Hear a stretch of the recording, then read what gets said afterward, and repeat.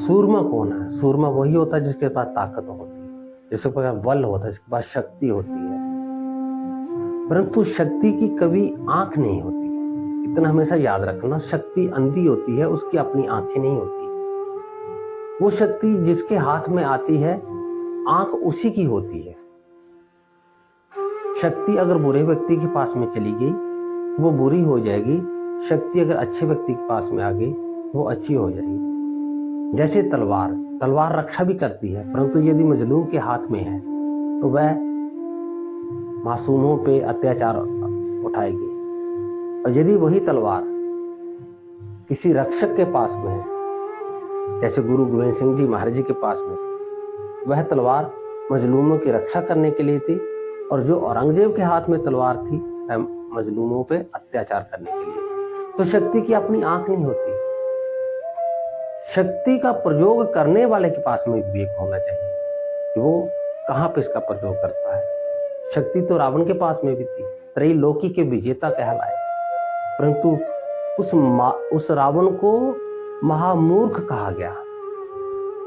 उस रावण को कोई अच्छा नहीं कहा गया। अच्छा आम संसारिक व्यक्ति लोग कहते हैं कि रावण के अंदर में ये गुण था, वो गुण था, परंतु ऐसे गुण होने का भी क्या लाभ कि परमात्मा को दुश्मन बना लिया, कि समाज आज तक उसको मूर्ख कहता है।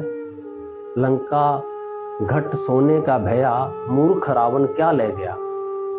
रावण के साथ में मूर्खता का लक़्ब लगता है, कोई विद्वान का नहीं लगता भी। विद्वान का जो भी लक़्ब उसके साथ नाम के साथ में जोड़ते हैं, वो अज्ञानी है, आम समाज व्यक्ति है, लेकिन महापुरुषों ने जोड़ा। महापुरुषों ने उसको मूर्ख ही कहा, और वो मूर्ख ही था।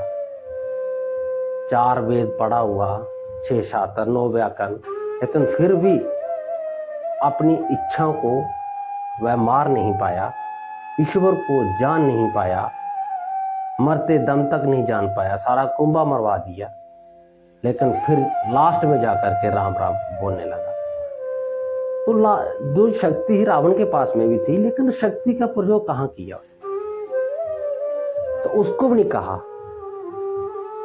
किसी व्यक्ति के पास में जब शक्ति आती है, तो वो शक्ति उसकी वर्चस्व चाहती है। शक्ति हमेशा वर्चस्व चाहती है और उसका अहंकार की पूर्ति करती है, उसका विकास होता जाता है, वह गुब्बारे की तरफ फूलती जाती है, फूलती जाती है। वो सारा संसार भी निकल जाएगी तो भी कहेगी कि नहीं, मुझे और भी भोजन चाहिए। तो रावण के पास में शक्ति थी, त्रैलोकी का विजेता हो गया था, लेकिन फिर भी वह अपने मन के हाथों हार गया। तो सज्जनों, बाहर संसार में सत्ता प्राप्त कर लेना, सत्ता प्राप्त कर लेना, पद प्राप्त कर लेना, धन दौलत प्राप्त कर लेना, या शारीरिक बल प्राप्त कर लेना, इनको सूरमा नहीं कहा गया। अभी यदि मैं इसमें बोलने लगूं, बहुत बोलता जाऊंगा, इनको सूरमा कहा ही नहीं गया। संक्षिप्त में सूरमा हमारे महापुरुषों ने कहा कि मन जीते सो सुरा, जिसने मन को जीत लिया। मन जीते सो सुरा, सुंदर है गुणवान, जब मन की थिरता वही सार जोग एहो जान। हमारे महापुरुषों ने कहा कि जिसने मन को जीत लिया है, क्योंकि मन के हाथों सभी हार जाते हैं। बड़े बड़े ऋषि मुनि, तपस्वी, संकल्पवान, संकल्प लेने वाले सब हार जाते हैं मन के हाथों, लेकिन जिसने मन को जीत लिया है वो सूरमा है। तो सुंदर है गुणवान, पहले सवाल का जवाब मिल गया कि मन जीते सो सुरा, जिसने मन को जीत लिया वो सूरमा है। आगे उन्होंने कहा कि सुंदर है गुणवान, दूसरे सवाल का जवाब कि गुणवान कौन है, सुंदर कौन है, सुंदर है गुणवान। सुंदरता गुणवान के तराजू में बाहरी संसार की सुंदरता फीकी पड़ जाती है, हल्की पड़ जाती है। हम संसार में देखते हैं खूबसूरती बहुत है, आजकल तो मॉडर्न का जमाना है, ना जाने क्या क्या मेकअप करके लोग सुंदर बनते हैं, परंतु वो सुंदरता सुंदरता नहीं है। जब ऐसे व्यक्तियों के साथ में आपका पाला पड़ेगा तब आपको पता चलेगा कि वो अंदर से कितने मलिन हैं। उनकी सूरत तो सुंदर है लेकिन सीरत मैली है। तो सुंदर शरीर नहीं होना चाहिए, सुंदर काया नहीं होनी चाहिए। वैसे तो सुंदरता के 32 लक्षण कहे गए हैं। जो बाहरी स्वप्न है, जो बाहरी सुंदरता है, सुंदर शरीर, सुंदर काया, इसके 32 लक्षण कहे गए हैं। और ये 32 लक्षण केवल माता दुर्गा में थे और आज तक किसी भी नारी के अंदर में नहीं हुए।